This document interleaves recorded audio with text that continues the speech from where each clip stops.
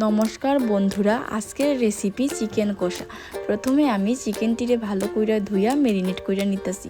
তো আমি দিয়া দিছি হলুদ, এখন দিয়া দিমু আমি লবণ, আর আমি দিমু 3 টেবিল চামচের মতন টক দই।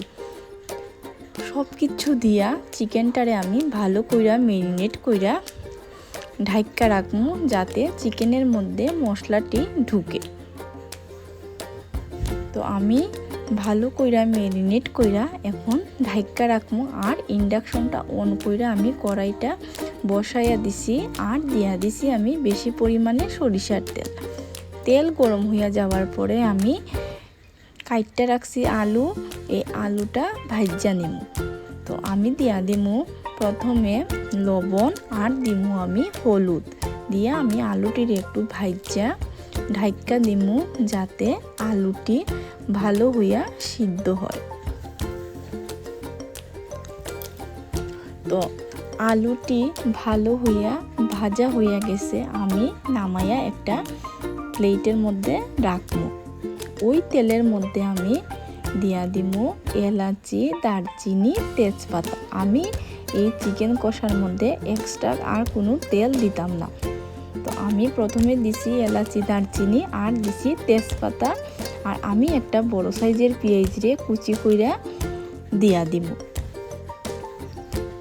পেঁয়াজ কুচি দিয়া পেঁয়াজটিরে আমি একটু ভাজমু, যতক্ষণ পেঁয়াজের কালারটা চেঞ্জ হইছে না।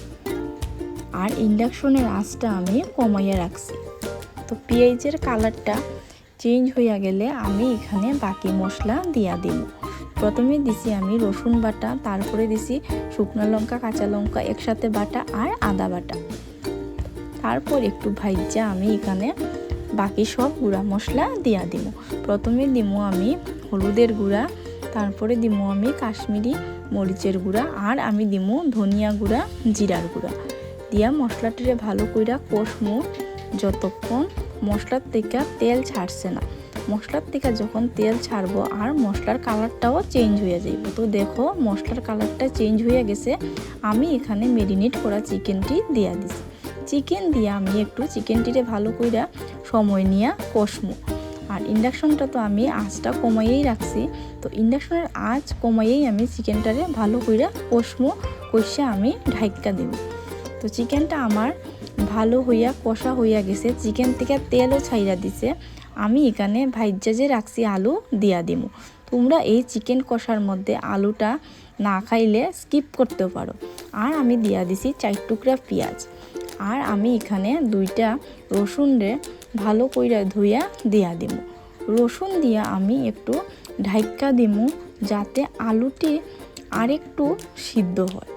তো আমি ঢাইকা দিছি, আলুও ভালো হইয়া সিদ্ধ হইয়া গেছে। দেখো চিকেনের থেকে ভালো কইরা তেলও ছাইরা দিছে। এখন আমি অল্প পরিমাণে একটু জল দিয়া দিব। তো আমি দিয়া দিছি অল্প পরিমাণে একটু জল দিয়া আমি ভালো কইরা একটু ফুটাইয়া আমি এখানে 3টা লেবু পাতা ভালো কইরা ধুইয়া দিয়া দিছি। লেবু পাতা দিয়া আমি একটু ঢাইকা দিমু, আর ইন্ডাকশনটা অফ কইরা দিমু। তো আজকের এই চিকেন কষার রেসিপিটা এই পর্যন্তই। তোমরা যদি এই চিকেন কষার রেসিপিটা ভালো লাগে, তাইলে লাইক, কমেন্ট, শেয়ার কইরা আমার সঙ্গে থাইকো। আর আমার এই চিকেন কষাটা তোমরা বাড়িতে ট্রাই করতে পারো। সবাইরে থ্যাংক ইউ।